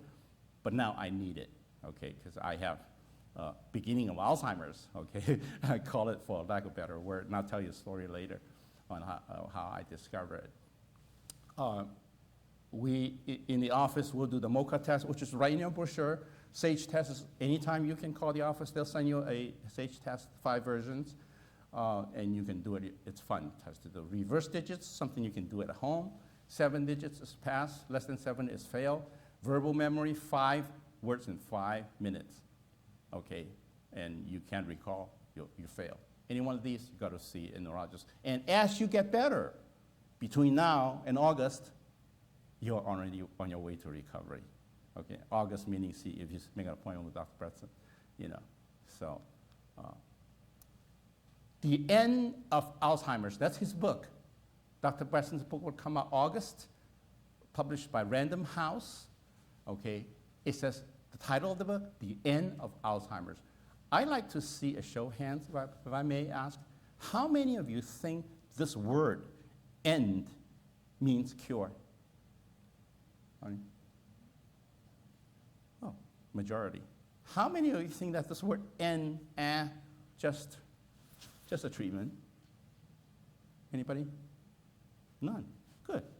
Because that's my understanding. That is my statement. I say to people, the end, the cure, this is the cure of Alzheimer's. People say, nah. We only heard the word end. We didn't hear the word cure. You made it up. Dr. Chen, you made it up. There's no cure. There's no cure for Alzheimer's. Dr. Bresson says the end. What does the end mean to you, sir or ma'am? Okay? There is nothing wrong. I'm not exaggerating by changing the word from end to cure. Absolutely not. On top of it, what I do is a great proportion, a small proportion, a small portion of what he does. You know, even more than anybody else know that it's end of Alzheimer's. Okay, thank you for coming today, and please make sure you leave your name and phone number or whatever, at least your name, so all the freebies that you can get free age scan in our office, meaning and the free test, the SAGE test, the MOCA test, it's all free to you. Okay, you can check this out, play with it every year, and when it's abnormal, you need attention. And if you have a loved one or you have Alzheimer's, the test that you not passed today, it's Dr. Bresson's job, and hopefully my job, to change that, so you pass. If it's 7, you only have 5 numbers, you can reverse 5 numbers. It's my job to next year show you, you can reverse 6. The next year, 7. The next year, you're normal now, because beyond 7 is normal, okay? So that's, make sure you leave your name, and those of you who who are here today also, your name will be kept in, and you have a 30% discount on my consultation, not much cheaper. These are your benefits of leaving your names here, okay? Please raise your hand if you have questions. I hope the questions will be limited to dementia and Alzheimer's and not just all over the place, So, because we have limited time, we only have this room till 12 o'clock. That's all we have time for, and we gotta get out of here. And so let's have, yes, please. Question, I have a twin sister, identical, and she's diagnosed with dementia, went from mild to moderate. However, she's had 7 surgeries in her lifetime, starting in 1980, and I always, from my research, that the brain cells died Each time each you go to and I thought they anesthesia. don't rejuvenate after that. And you're No. saying that they do? Yes, they do. Even in 1980, the anesthesia's in and all that stuff? Yes. Because I always felt it was all her surgeries that deadened her brain cells, so to No. speak. No, so Interesting. had she met me after the first surgery, we would have done the MOCA test. It's 1980. Yeah, 1980 MOCA test is already there. SAGE test is already there. Okay, we've done those tests. She would say, "Oh, I'm losing my memory, doc. What do I do?" Not being able to relate to the surgery. Okay, Right. she would say, "I have the test. I failed." Okay, so that would bring the N-acetylcysteine into her life, and when she had the second surgery, she would have recover again and recover again. She would have survived the 7th surgery without brain degeneration. Whereas she didn't do anything, she just didn't do the surgery. Each surgery killed brain cells, the halogens, which is the one that make you sleep, kill the brain cells more and more and more. Eventually, she has Alzheimer's. Yeah, interesting. Yeah, but it's still reversible today, so it's not too late. Not too late. Not too late. So you tell her the good news that it's reversible. And for you is that if you really love her, it's a burden on you. It will be a burden when she is re-demented. So that is your benefit, of helping her, because if you really care, the more you care, the more it is a burden on you. I talk to spouses and caretakers, tremendous burden, mental and physical burden. These people just, don't do anything. So, yes, good question, excellent question. In case you didn't hear, the question was her sister had 7 surgeries and now got Alzheimer's. Remember, each general anesthesia you go through, it kills a lot of your brain cells, okay? So I don't mean about the sedation. There's a difference, don't confuse them. So people say, I don't want to go be unconscious when I go to my dentist. No, the dentist give you a propofol, the intravenous shot. After the intravenous shot, you go to sleep, and you don't know what he did to your tooth. That's me, I like intravenous sedation. And That's not the anesthesia we talk about. Okay, intravenous sedation is safe. Okay, we're talking about the gas. Okay, you have an anesthesiologist come in to visit you the night before, and talk to you. I'm an anesthesiologist. You'll be seeing my face only because there will be a screen in front of you. You can't see anybody else. You can't see the surgeon, just see my face. I'm the one. That's dangerous. Okay, because they put the gas on you. Okay, that can kill your brain cells. Definitely will kill your brain cells. Thank you for the question. Excellent. Anybody else related to dementia? How do you Yes. do the reverse digit test? Oh, reverse digit test is very, very easy, okay? And I'll show you right now, okay? It's in your brochure, okay, but just to make sure you do it correctly. You pick any numbers, a loved one, neighbor, me, same, okay, between 1 and 10, okay? So for example, let's do it. Let's do it now, okay? 2, 9. I want you to say 9, 2. 9, 2. Okay? Let's test you if you don't mind people watching you. Huh? Okay, shall we do that? Okay. You volunteer, you don't mind? Sure. Okay, 2, 9. 9, 2. Okay. 2, 9, 3. 3, 9, 2. Okay. 2, 9, 3, 5. 5, 3, 9, 2. Okay. You're good. So, any a pen? I better. Okay. A piece of paper. Yeah, she's good, so she's gonna go beyond 7, I think. So I better be accurate. Okay, 2, 9, 3, 5. Okay, 2, 9, 3, 5, 1. 1,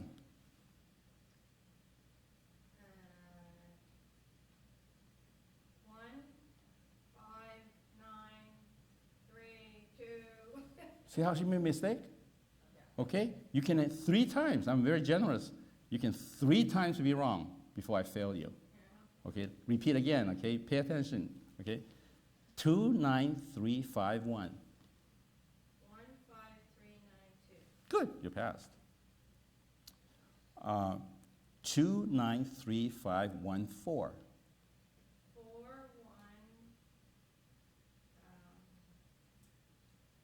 3, 5, 9, 2. Try it again. Okay, you failed. Okay, looks easy. Sounds easy. It's not.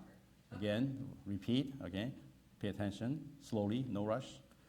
2, 9, 3, 5, 1, 4. 4, 1, 5, 3, 9, 2, 1, 9, 2. Good, good. Okay. 2, 9, 3, 5, 1, 4, 6. 6, 4,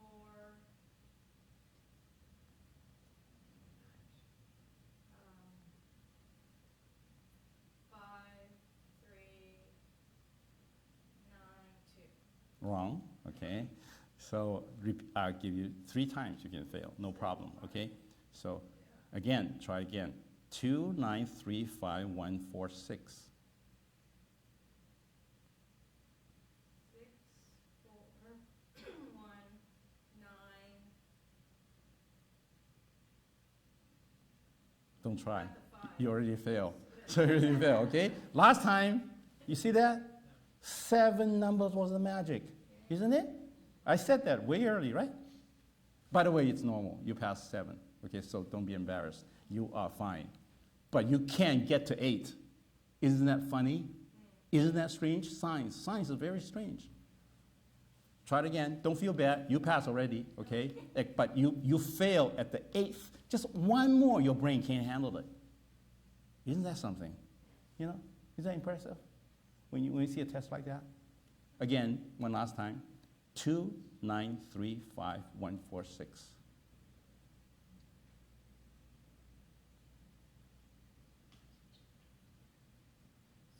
4,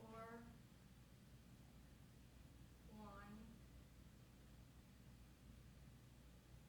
5, 3, 9, 2. Whoa! You have no Alzheimer, dementia. You are fine. See you next year. Okay. Thank you very much for your help. That was fun for everybody to witness how she how that seventh number was such an effort. It's a barrier of the brain, and that's human body. I mean, Can I say something? When I go to the movies and they always show the previews of other previous movies, Yes. I try to memorize the 5 or 6 that they show. And it is interesting how you just, I give myself a test. yes, yes. on that. It stops at 7, yes. So she actually is very normal and above normal because she passed 8. Yeah, yeah. Congratulations, good job. And you don't have to do any other tests.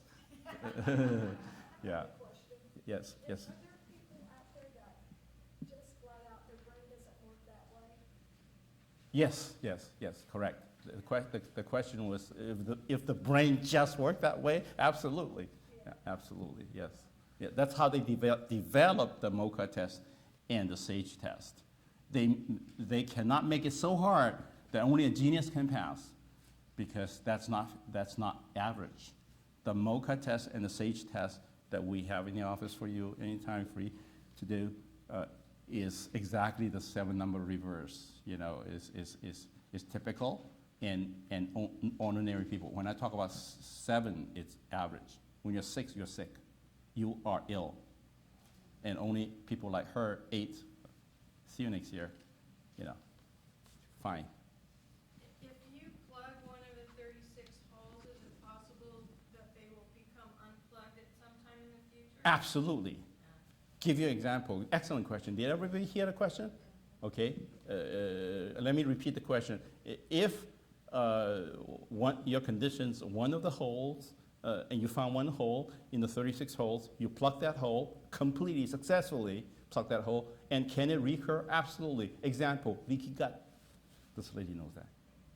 One single episode of diarrhea from a traveler's infection.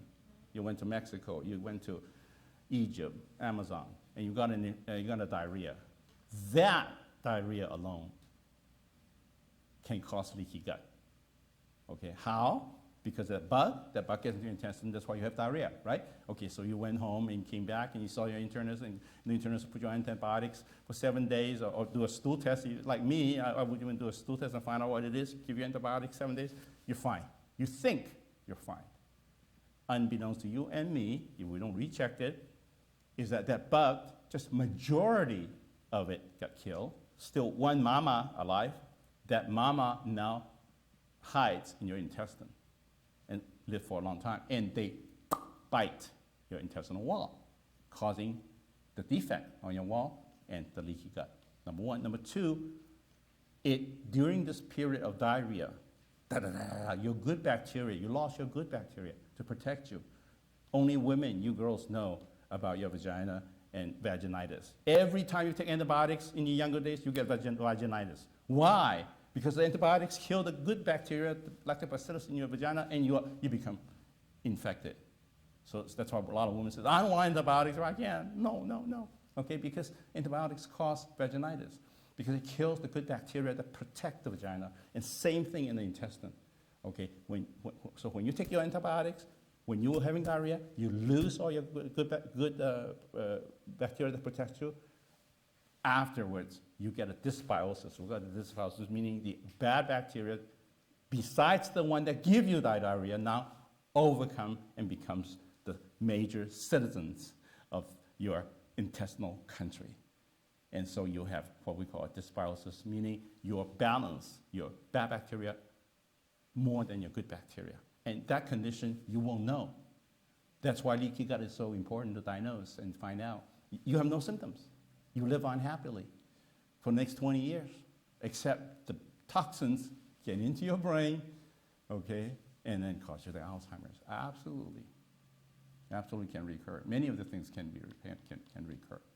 Yeah. Is there Yeah. a test for leaky gut? No. Another example would be Lyme.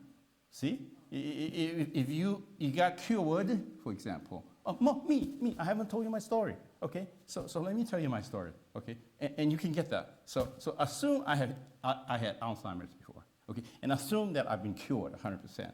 Okay, because I was healthy until now. Okay. Then one day I had a patient who was sent to me from San Francisco, and this is a very intelligent lady. She said, Dr. Chen, can you help me? I said, what? She said, I have peritoneal cancer of the peritoneum, okay, this cavity inside. And I went through chemosurgery, and I had surgery. They took out all the cancers in all lymph nodes, okay? But something made me not happy. I said, what? She said, I asked the internist, the oncologist, the surgeon. I said, my question specifically, what caused the peritoneal cancer? None of them can give me an answer. Isn't that common? Very common. When you ask a doctor, what caused the cancer? I don't know. Many, many causes, right? So she said, I have to know the cause, because if I don't know the cause, it will come again. I said, you're damn right. Absolutely, you're a smart lady, you're damn right. So she said, do you think you can help me? I said, yeah. So what kind of tests do I? Heavy metals and environmental chemicals and lymphocyte tests and immune tests. I'll do it. And your stool for your leaky gut, okay? So I'll do it. Made an appointment, came down. So went through all the tests, went through negative. She lives a very clean life, all negative. Finally, I was racking my brain almost. I said, let me check your urine for mycotoxin, toxin from fungus. That's real rare. I mean, I'm shooting in the dark here, okay? Came back with 2 species of fungus that the U.S. Department of Defense used as a biological weapon to kill. And U.S. Department of Defense is trying to figure out a way to defend USA when North Korea dumps a fungal bomb in the subway of city New York. Think about that. That's how toxic those 2 fungus species were. In her urine. That means it went to the body and she was peeing it out. That's what got her the cancer. We found the answer. The mycotoxin was what the cause of the cancer. So that was unusual. You know, that was, I say I didn't have such a case in 10 years. That's how unusual it is. Okay. And I suddenly said to myself, as she was being relieved, and she told the patient who referred her, she says, oh, you sent God to me, you know? And she's a religious person. She says, God sent Dr. Chen to me. And I said to myself, hey, Edmund Chen, did you check your urine? Did you check yourself? No. Have you ever checked yourself, Edmund Chen? No. Have you ever checked about fungus? Maybe you are like her. It's just you don't have the peritoneal cancer yet, right? Yeah. So dummy, why don't you go do it? Check it. So what did I do? I mean, this is God again. I mean, I'm a religious person, thank God. Because earlier, didn't I tell you earlier that somebody asked me all the time, Dr. Chen, what do you think you died of? I said, I died something from the brain. Didn't I say that? Okay. Here it is, you know? So I said, okay. I told my medical assistant, draw my blood. First test called VIP. Not important to know what it is, VIP. VIP shoots up with a fungal infection, okay? The normal value for VIP in LabCorp is highest, 2,000. Guess what this patient has? 24,000. VIP. My secretary is sitting back there. Jordan, am I right? You're right. 24,000 when 2,000 is normal. I was shocked. Me having fungus in my brain, in my body? I didn't know where it was, you know, because I have no symptoms. No symptoms. That's the dangerous part. Only because I was a doctor and I checked the VIP test.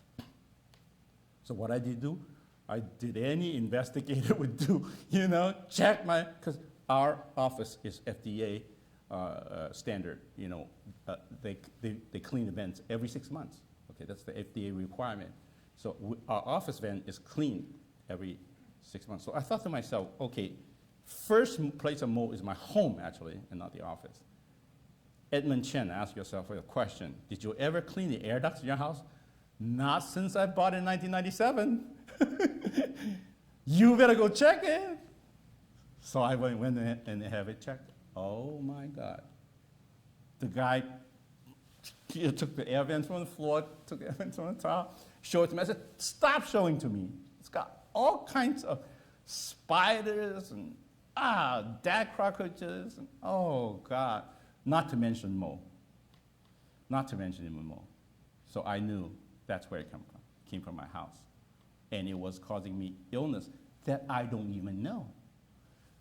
Then I said, let me do mold. I know mold causes Alzheimer's, right? So I call up Eisenhower. That's how I call Eisenhower. I said, do you guys do PET scan? Yeah. I said, I have Medicare. Do you pay? Yeah. You don't have to pay anything. Schedule me. It's free. Why not do it, right? Look at my brain, harmless, PET scan. Comes back. Inflammation. There's inflammation in my brain. What is the inflammation coming from? The mold's going from the nose, going through the pisiform plate, went into my brain. So then I called up RetNet, Palm Springs, who does the MRI, with the neuroquad. I said, you guys do MRI? Yes. I said, I got Medicare. Does it pay? Yes, pay. Oh, schedule me. It's free, right? So I scheduled MRI. Came back. My brain shrunk a little. Yeah, you're looking at the guy? That's how scary it is. So come back to your question. Can you get it again? Absolutely. Just by having mold in your house, you can get it again. Like me. Is that something? Yeah. So that's why that brochure, I say it's valuable. It's really valuable because, of course, eventually I will do a SAGE test and do a reverse number test and do a MOCA test and find out that I failed. You passed, but I will eventually fail those tests. And that would alert me to find out that I have a diagnosis of the beginning of dementia. Or my staff will tell me, Dr. Chen, you start repeating things or start asking questions 2 times. Something's wrong with their brain, go check it. They will tell me, and then I would find out. But thank God, I found out now. So I'm taking everything that Dr. Bretson's protocol does. I take them to reverse my brain. And you betcha I'm going to do my PET scan and my MRI next year to follow up, to see the change, see my brain going back, see the inflammation goes away. See? It's very important to follow up. I am going to follow up. I'm not going to sit back and say, I got a Bresson protocol. I take it now. You will fine. You will be fine. No, I won't do that. Does that answer your question? Good. Any more questions on this dementia, Alzheimer? No? Okay. Thank you all for coming. If you would please drop your postcard in the front lobby, and I'll follow up with you, send you the PowerPoint so you can go over that. And if you have any questions, just feel free to give me a call. And we have still time, so I'm here and ask me questions, come up and, feel free. I just have to comment, it's so amazing that you would acknowledge Dr. Bredson and not have it take away from your ego, because most doctors won't do that. No. So it's He really is a quite genius.